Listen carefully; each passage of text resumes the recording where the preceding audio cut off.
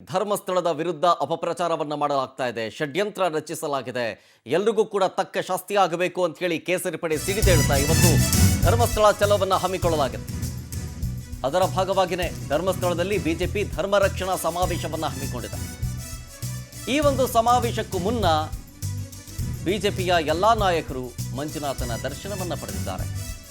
ಮಂಜುನಾಥ ಸ್ವಾಮಿಗೆ ವಿಶೇಷ ಪೂಜೆಯನ್ನು ಸಲ್ಲಿಸಿದ್ದಾರೆ. ಬಿಜೆಪಿಯ ನಾಯಕರು ಧರ್ಮದ ಉಳಿವಿಗಾಗಿ ಕೇಸರಿ ಪಡೆ ಧರ್ಮ ರಕ್ಷಣಾ ಸಮಾವೇಶವನ್ನು ಹಮ್ಮಿಕೊಂಡಿದೆ. ಧರ್ಮಸ್ಥಳದಲ್ಲಿ ಧರ್ಮ ರಕ್ಷಣಾ ಸಮಾವೇಶದ ಮೂಲಕ ಅಬ್ಬರದ ಸಮಾವೇಶದಲ್ಲಿ ಭಾಗಿಯಾಗ್ತಾ ಇದ್ದಾರೆ ಎಲ್ಲ ಬಿಜೆಪಿಯ ಘಟಾನುಘಟಿ ನಾಯಕರು. ಮಧ್ಯಾಹ್ನ 1 ಗಂಟೆಯಷ್ಟೊತ್ತಿಗೆ ಧರ್ಮ ರಕ್ಷಣಾ ಸಮಾವೇಶ ಕಾರ್ಯಕ್ರಮ ಶುರುವಾಗುತ್ತೆ.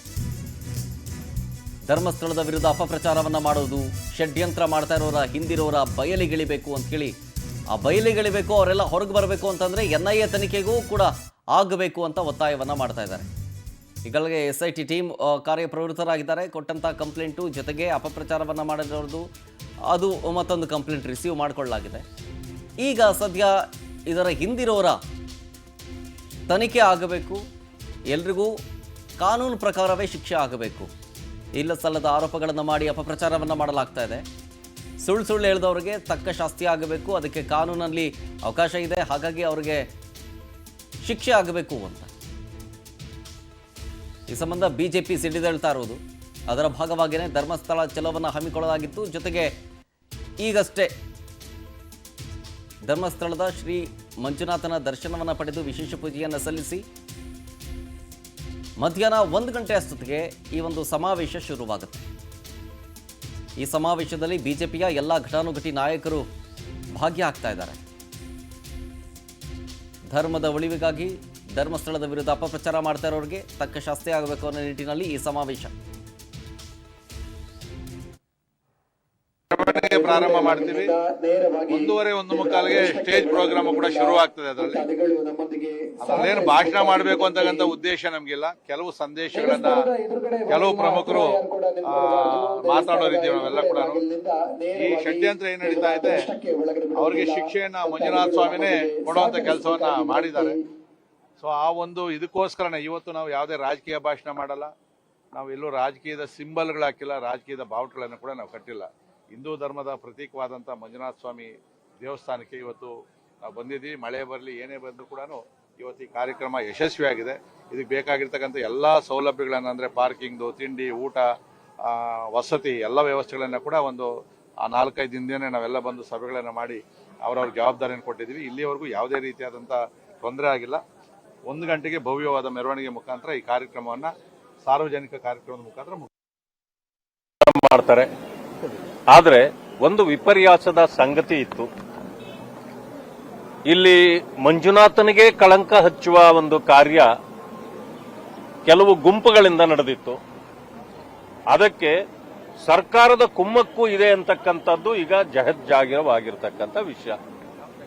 ಆ ಕಾರಣದಿಂದ ಆಡಳಿತ ಮಾಡತಕ್ಕಂಥ ಒಂದು ಸರ್ಕಾರ ಯಾವಾಗಲೂ ಕೂಡ ನ್ಯಾಯ ಕೊಡಿಸ್ತಕ್ಕಂಥದ್ದನ್ನು ಬಿಟ್ಟು ಈ ರೀತಿ ಅನ್ಯಾಯಕ್ಕೆ ಕೈ ಹಾಕಿದಾಗ ಜನ ಕುಪಿತಗೊಳ್ತಾರೆ. ಈ ರೀತಿಯ ಕಾರ್ಯಕ್ರಮಗಳನ್ನು ಅವರು ಕೂಡ ಕೈಗೊಳ್ತಾರೆ ಅಂತಕ್ಕಂಥದ್ದು ಈಗ ಗೊತ್ತಾಗ್ತಾ ಇದೆ. ಧರ್ಮಸ್ಥಳ ಒಂದು ಧಾರ್ಮಿಕ ಸ್ಥಳ, ಧರ್ಮವನ್ನ ನಂಬತಕ್ಕಂಥ ಪ್ರತಿಯೊಬ್ಬರು ಬರ್ತಕ್ಕಂಥ ಸ್ಥಳ. ಇದಕ್ಕೆ ಕಳಂಕ ಹಚ್ಚತಕ್ಕಂಥ ಕೆಲಸವನ್ನ ಯಾರೂ ಮಾಡಬಾರದು. ಅಂದಮೇಲೆ ಕೆಲವರ ಪ್ರಶ್ನೆ ಇರಬಹುದು, ಯಾರಿಗೆ ಅನ್ಯಾಯ ಆಗಿದೆಯೋ ಅವರಿಗೆ ನ್ಯಾಯ ಕೊಡಬಾರದೆ ಅಂತಕ್ಕಂಥ ಪ್ರಶ್ನೆ ಇದೆ. ಆದರೆ ನ್ಯಾಯ ಕೊಡಬೇಕು.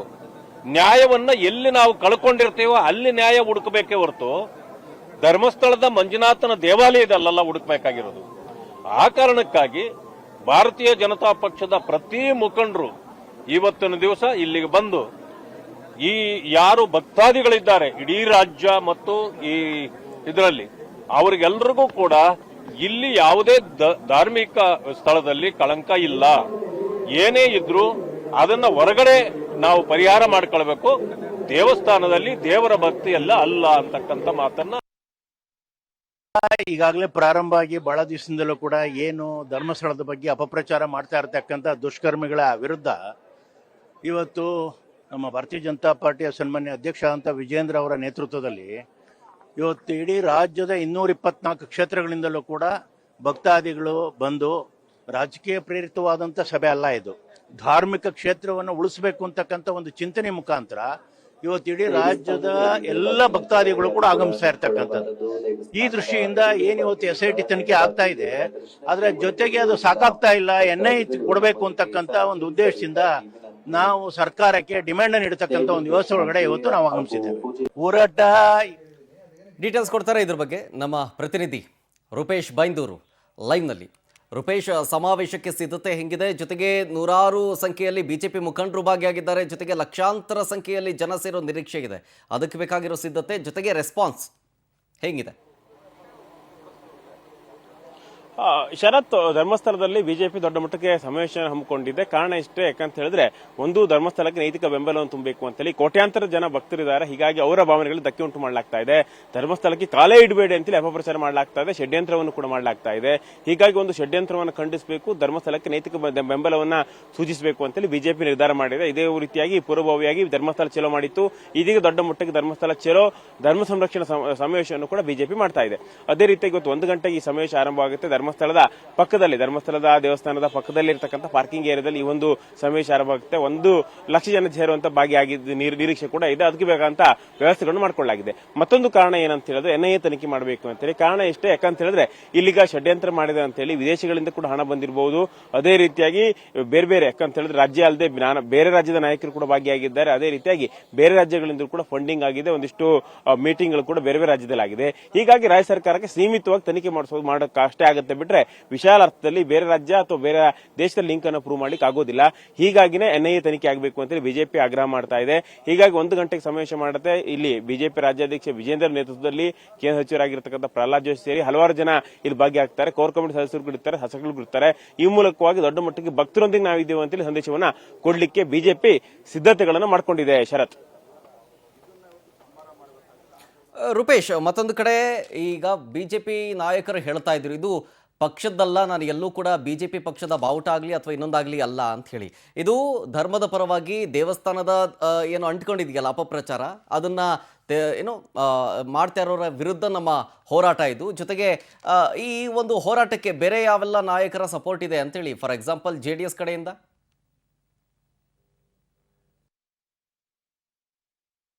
ಬೆಂಬಲ ಇದೆ ಅಂತ ಹೇಳಿ ಬಾಹ್ಯ ಬೆಂಬಲ ಘೋಷಣೆ ಮಾಡಿದೆ. ಆದ್ರೆ ನಿನ್ನೆ ಬಂದಂತ JDS ಕೂಡ ಇದಕ್ಕೆ ಬೆಂಬಲವನ್ನು ಕೊಡಬಹುದು. ಆದ್ರೆ ಇಲ್ಲಿಗ ಬಿಜೆಪಿ ವತಿಯಿಂದ ಈ ಒಂದು ಸಮಾವೇಶ ಆಯೋಜನೆ ಆದ್ರೂ ಕೂಡ ಬಿಜೆಪಿ ಬಾವುಟ ಇರಬಹುದು. ಅದೇ ರೀತಿಯಾಗಿ ಬಿಜೆಪಿ ಅಂತೇಳಿ ಅಫಿಷಿಯಲ್ ಆಗಿ ಯಾವುದೇ ರೀತಿ ಸಿಂಬಲ್ ಗಳನ್ನು ಬಳಸೋದಿಲ್ಲ.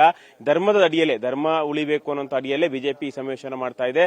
ಅದೇ ಸಂದೇಶವನ್ನು ರವಾನೆ ಮಾಡ್ತಾ ಇದೆ. ಅದೇ ರೀತಿ ಯಾರು ಕೂಡ ನಾಯಕರುಗಳು ಕೂಡ ಭಾಗಿಯಾಗಬಹುದು. ಯಾಕಂದ್ರೆ ಎಲ್ಲಾ ಜಾತಿ ಧರ್ಮ ಪಕ್ಷವನ್ನು ಮೀರುವಂತಹ ಸಮಾವೇಶ ಅಂತೇಳಿ ಇವತ್ತು ವಿಜೇಂದ್ರ ಹೇಳ್ಕೊಂಡಿದ್ದಾರೆ.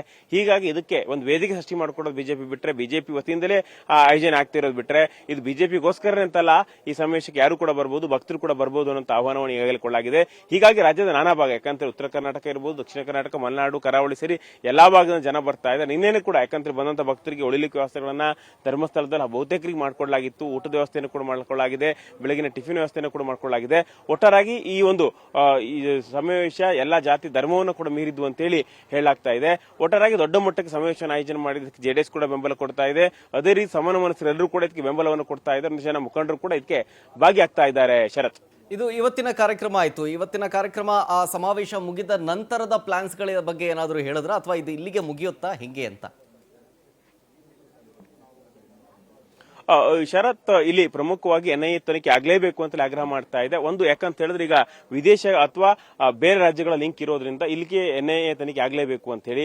ಅದೇ ರೀತಿ ಒಂದು ಕಡೆ ಬಿಜೆಪಿ ರಾಜ್ಯ ಸರ್ಕಾರ ಒತ್ತಾಯ ಮಾಡೋದು, ಅದೇ ರೀತಿಯಾಗಿ CM ಸಿದ್ದರಾಮಯ್ಯ ಇರಬಹುದು, ಗೃಹ ಸಚಿವ ಪರಮೇಶ್ವರ್ ಇರಬಹುದು, ಅವರ ಮೂಲಕವಾಗಿ ಒತ್ತಡವನ್ನು ಮಾಡಲಿಕ್ಕೆ ಪ್ಲಾನ್ ಮಾಡ್ಕೊಂಡಿದೆ. ಹೀಗಾಗಿ ಒಂದು ಆಪ್ಷನ್ ಅವ್ರಿಗೆ ಕೊಡೋದು, ಯಾಕಂತ ಹೇಳಿದ್ರೆ ನೀವೇ NIA ತನಿಖೆ ವಹಿಸಿ ಅಂತೇಳಿ ಮಾಡೋದು. ಇಲ್ಲ ಅಂತ ಹೇಳಿದ್ರೆ ಇದೀಗ ED ಇನ್ವಾಲ್ವ್ ಕೂಡ ಆಗ್ತಾ ಇದೆ. ಅದೇ ರೀತಿಯಾಗಿ ಯೂಟ್ಯೂಬರ್ ಸಮೀರ್ಗೆ ಬೇರೆ ಬೇರೆ ದೇಶಗಳಿಂದ ಹಣ ಬಂದಿರುವಂತಹ ವಿಚಾರ ಕೂಡ ಇದೆ. ಹೀಗಾಗಿ ಇದೆಲ್ಲ ಅಂಶವನ್ನು ಗಮನಿಸಿಕೊಂಡು ಇಲ್ಲಿ ಬೇರೆ ಬೇರೆ ಕಡೆ ಹಣ ವರ್ಗಾವಣೆ ಆಗಿರಬಹುದು, ವಿದೇಶಗಳ ಲಿಂಕ್ ಕೂಡ ಇರೋದ್ರಿಂದ NIA ನೇರವಾಗಿ ಪ್ರವೇಶ ಆಗಲಿ ಅಂತೇಳಿ ಇಲ್ಲಿನ ಸಂಸದರು, ಬೆಂಗಳೂರು ದಕ್ಷಿಣ ಕನ್ನಡ ಜಿಲ್ಲೆಯ ಸಂಸದರು ಬ್ರಿಜೇಶ್ ಚೌಟ ಅವರು ಹೇಳ್ತಾ ಇದ್ರು, ನಾನು ಕೂಡ ಪತ್ರ ಬರೀತೀವಿ ಅಂತೇಳಿ. ಅದೇ ರೀತಿಯಾಗಿ ಬಿಜೆಪಿ ವತಿಯಿಂದಲೂ ಕೂಡ ಕೇಂದ್ರ ಸರ್ಕಾರಕ್ಕೆ ಒತ್ತಾಯವನ್ನು ಮಾಡಲಿಕ್ಕೆ ಮುಂದಾಗಿದ್ದಾರೆ. ಹೀಗಾಗಿ ಇವತ್ತು ಒಂದು ಅಂತಿಮವಾಗಿ ಬಿಜೆಪಿ ಏನ್ ಮಾಡುತ್ತೆ ಅಂತೇಳಿ ಇವತ್ತು ಬಿಜೆಪಿ ರಾಜ್ಯಾಧ್ಯಕ್ಷರು ವೇದಿಕೆ ಮೇಲೆ ಘೋಷಣೆ ಮಾಡ್ತಾರೆ ಅಂತ ಹೇಳಿದ್ದಾರೆ. ಹೀಗಾಗಿ ಮುಂದೆ ಏನು ಅಂತೇಳಿ ವೇದಿಕೆಯಲ್ಲಿ ಗೊತ್ತಾಗುತ್ತೆ. ಶರತ್, ಓಕೆ, ಥ್ಯಾಂಕ್ ಯು ರೂಪೇಶ್ ಡೀಟೇಲ್ಸ್ಗಾಗಿ.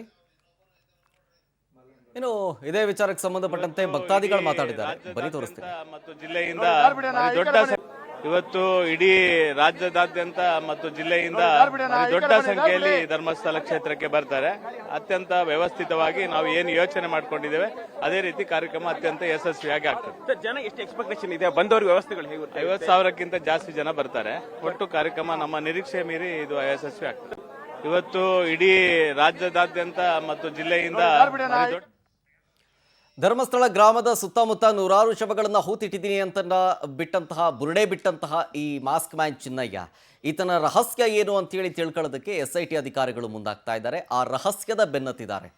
ಇನ್ನಷ್ಟು ಸ್ಥಳಗಳಲ್ಲಿ ಬುರುಡೆ ಮಹಾಜರು ಬಾಕಿ ಉಳ್ಕೊಂಡಿದೆ. ಹಾಗಾಗಿ ಇವತ್ತು ಚಿನ್ನಯ್ಯನ ಕಸ್ಟಡಿ ಅಂತ್ಯ ಆಗ್ತಾ ಇದೆಯಲ್ಲ, ಒಂದು ಕಡೆ ಕೋರ್ಟ್ಗೆ ಪ್ರೊಡ್ಯೂಸ್ ಮಾಡಿದ ನಂತರ ಆತನನ್ನು ಇನ್ನಷ್ಟು ದಿನಗಳ ಕಾಲ ಕಸ್ಟಡಿಗೆ ಬೇಕು ಅಂತ ಕೇಳೋದಕ್ಕಿದ್ದಾರೆ. ದೆಹಲಿ, ತಮಿಳುನಾಡು ಅಲ್ಲೆಲ್ಲ ಕಡೆ ಓಡಾಡಿದ್ದ ಅಂತ ಹೇಳಿದ್ದಾನೆ ಅವನು. ಹಾಗಾಗಿ ಆ ಸ್ಪಾಟ್ ಮಹಾಜರ್ ಅದನ್ನು ಮಾಡಬೇಕಾಗತ್ತೆ. ಹಾಗಾಗಿ ಇನ್ನೊಂದಿಷ್ಟು ಸಮಯ ಬೇಕು ಅಂಥೇಳಿ ಜಡ್ಜ್ ಮುಂದೆ ಕೇಳ್ಕೊಳ್ತಾರೆ. ಹೀಗಾಗಿ ಚಿನ್ನಯ್ಯನನ್ನು ಮತ್ತೆ ವಶಕ್ಕೆ ಕೇಳೋ ಸಾಧ್ಯತೆ ಇದೆ. ಈ ಹಿಂದೆ ಕೋರ್ಟ್ ಕೊಟ್ಟಂತೆ ಚಿನ್ನಯ್ಯನ SIT ಕಸ್ಟಡಿ ಮುಕ್ತಾಯ ಆಗ್ತಾ ಇದೆ ಇವತ್ತು. ಹಾಗಾಗಿ ಆತನನ್ನು ಕೋರ್ಟ್ಗೆ ಪ್ರೊಡ್ಯೂಸ್ ಮಾಡಿ ತದನಂತರ ಕಸ್ಟಡಿಗೆ ತೆಗೆದುಕೊಳ್ಳೋದಕ್ಕೆ SIT ಪ್ಲಾನ್ ಮಾಡ್ಕೊಳ್ತಾ ಇದೆ. ನಿನ್ನೆ ಮೊನ್ನೆ ಎಲ್ಲ ನೋಡಿದ್ರಿ, ಬೆಂಗಳೂರಿನಲ್ಲಿ 2 ಕಡೆಗಳಲ್ಲಿ ಸ್ಪಾಟ್ ಮಹಾಜರ್ ಮಾಡಾಯಿತು. ಇನ್ನು ತಮಿಳುನಾಡಲ್ಲಿ ಓಡಾಡಿದ್ದೆ ಅಂತ, ಆಮೇಲೆ ಡೆಲ್ಲಿಗೆ ಬುರುಡೆ ಹಿಡ್ಕೊಂಡು ಹೋಗಿದ್ದರ ಬಗ್ಗೆ, ನನ್ನ ಜೊತೆಗೆ ಇನ್ನೂ 3 ಜನ ಬಂದಿದ್ದರು ಅನ್ನೋದ್ರ ಬಗ್ಗೆ, ಅಲ್ಲಿ ಎಲ್ಲಿಗೆ ಹೋಗಿದ್ರು ಅನ್ನೋವಂಥ ಸ್ಪಾಟ್ ಮಹಾಜರು ಕೂಡ ಮಾಡಬೇಕು. ಆ ಕೆಲಸ ಇನ್ನೂ ಬಾಕಿ ಉಳ್ಕೊಂಡಿದೆ. ಸೊ ಇನ್ನು ತಮಿಳುನಾಡು, ಡೆಲ್ಲಿ 2 ಸ್ಪಾಟ್ಗೆ ಹೋಗಬೇಕಾದ ಕಾರಣ ಕಸ್ಟಡಿಗೆ ಬೇಕಾಗುತ್ತೆ. ಸೊ ಹಾಗಾಗಿ ಇವತ್ತು ಅದೇ ಪ್ರೊಸೀಜರ್ ಆಗುತ್ತೆ. ಇವತ್ತು ನೂರಾರು ಶವಗಳನ್ನು ಹೂತಿಟ್ಟಿದ್ದೀನಿ ಅಂತಂದಾದರೆ ಆ 17 ಸ್ಪಾಟಲ್ಲಿ ಸಿಕ್ಕಿದ್ದು 1-2 ಕಡೆ ಮಾತ್ರ ಬಿಟ್ಟರೆ ಇನ್ಯಾವ ಸ್ಥಳದಲ್ಲೂ ಸಿಕ್ಕಿಲ್ಲ. ಜೊತೆಗೆ ಅವನು ತಪ್ಪೊಪ್ಪಿಕೊಳ್ತಾನೆ SIT ಮುಂದೆ, ಇಲ್ಲ ಹಿಂಗಾಗಿತ್ತು, ಹಿಂಗೆ ಹೇಳಿಕೊಟ್ರು, ನಾನು ಹೇಳಿದೆ, ನಾನು ಕೇವಲ ಪಾತ್ರಧಾರಿಯಷ್ಟೇ, ಸೂತ್ರಧಾರಿಗಳು ಬೇರೆಯೇ ಇದ್ದಾರೆ ಅಂತ ಹೇಳ್ತಾನೆ. ಈಗ ಆ ಸೂತ್ರಧಾರಿಗಳು ಯಾರು ಅನ್ನೋದನ್ನು ನೋಡಬೇಕು ಆಫ್ಟರ್ ಈ ಡೆಲ್ಲಿ ಮತ್ತು ತಮಿಳುನಾಡಿನ ಸ್ಪಾಟ್ ಮಹಾಜರ ಆದ ಮೇಲೆ.